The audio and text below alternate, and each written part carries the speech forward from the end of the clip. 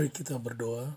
Damai sejahtera Allah yang melampaui segala akal akan memelihara hati dan pikiranmu dalam Kristus Yesus. Amin.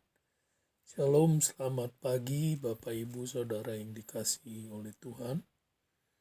Renungan firman Tuhan di pagi hari ini terambil dari Kitab Wahyu, pasalnya yang ketiga, ayatnya yang pertama sampai dengan yang keenam. Kitab Wahyu, pasalnya yang ketiga, ayatnya yang pertama sampai dengan yang keenam, di bawah satu perikop kepada jemaat di Sardis. Demikianlah firman Tuhan. Dan tuliskanlah kepada malaikat jemaat di Sardis, inilah firman Dia yang memiliki ketujuh roh Allah dan ketujuh bintang itu. Aku tahu segala pekerjaanmu, engkau dikatakan hidup, padahal engkau mati. Bangunlah dan kuatkanlah apa yang masih tinggal, yang sudah hampir mati. Sebab tidak ada satupun dari pekerjaanmu, aku dapati sempurna di hadapan Allahku. Karena itu ingatlah bagaimana engkau telah menerima dan mendengarnya. Turutilah itu dan bertobatlah. Karena jikalau engkau tidak berjaga-jaga, aku akan datang seperti pencuri, dan engkau tidak tahu pada waktu manakah aku tiba-tiba datang kepadamu. Tetapi di Sardis ada beberapa orang yang tidak mencemarkan pakaiannya. Mereka akan berjalan dengan aku dalam pakaian putih, karena mereka adalah layak untuk itu. Barang siapa menang, ia akan dikenakan pakaian putih yang demikian.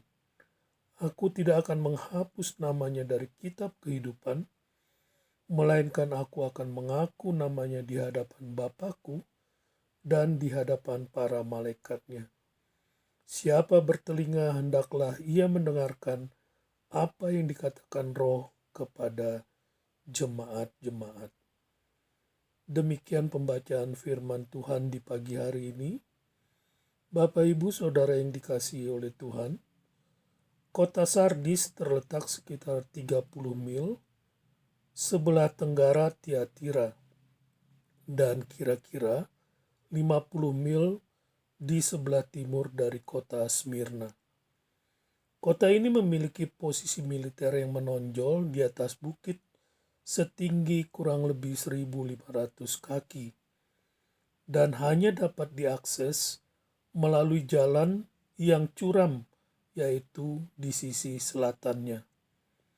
Akses yang terbatas ini memudahkan hanya untuk beberapa orang di dalam mempertahankan kota.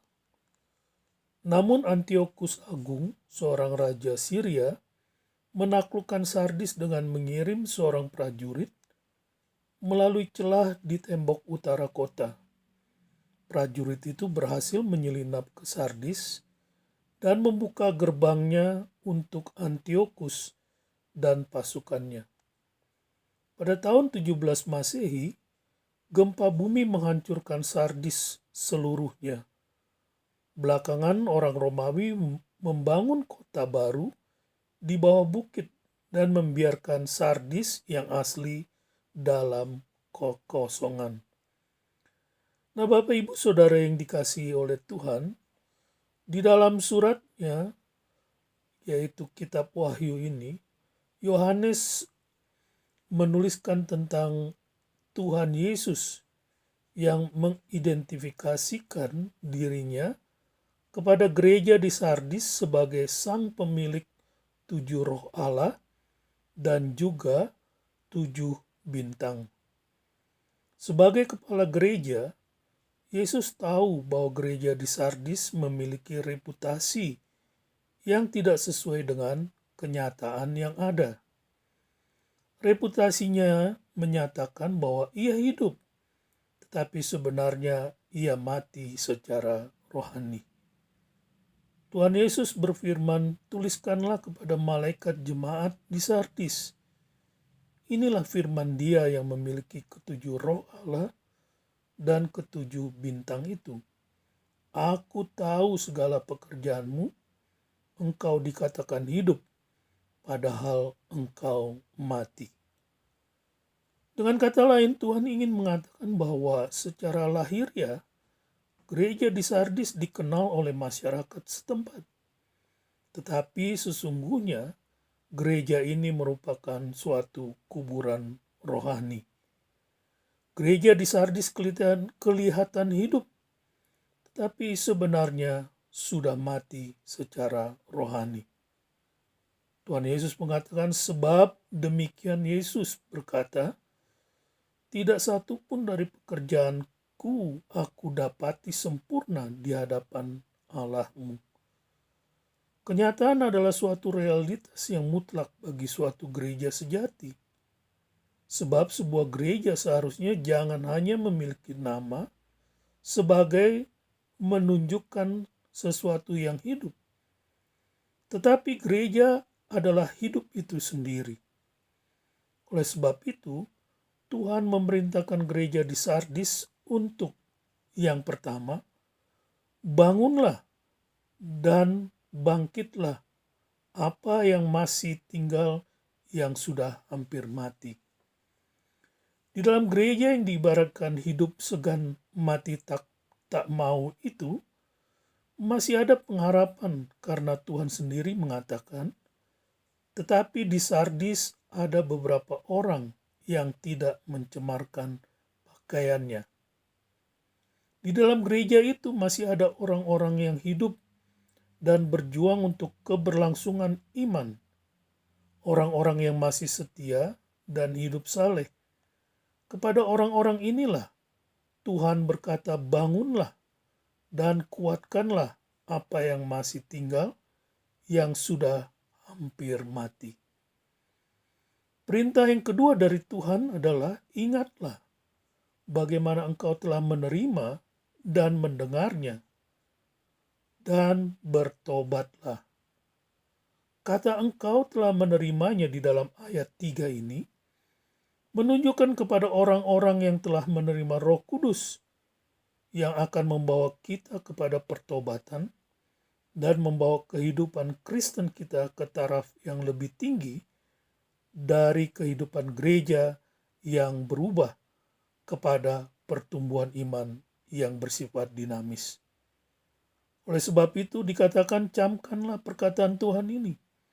Barang siapa menang, ia akan dikenakan pakaian putih yang demikian.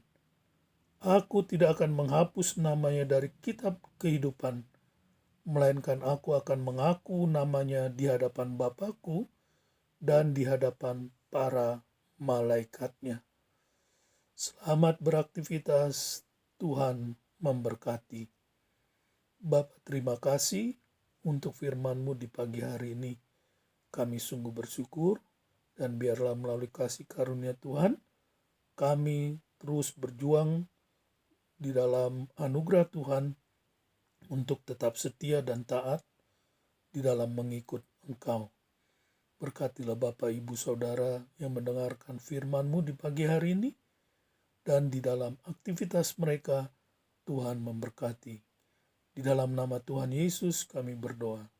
Saudara-saudara, arahkanlah hatimu dan terimalah berkat Tuhan. Tuhan memberkati engkau dan melindungi engkau. Tuhan menyinari engkau dengan wajah-Nya dan memberi engkau kasih karunia. Tuhan menghadapkan wajah-Nya kepadamu dan memberi engkau damai sejahtera. Amin. Shalom.